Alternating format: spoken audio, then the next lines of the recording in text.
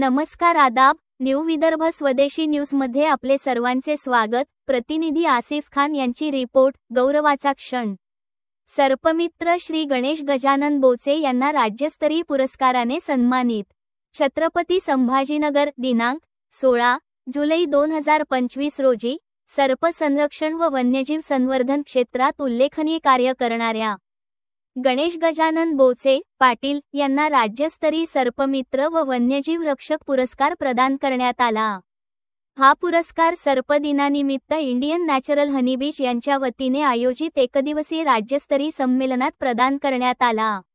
गणेश बोचे हे ओम साई फाउंडेशन या संस्थेचे सक्रिय सदस्य असून मागील 8 वर्षांपासून अकोट, अकोला आणि बुलढाणा जिल्ह्यांमध्ये निस्वार्थपणे सेवा बजावत आहेत।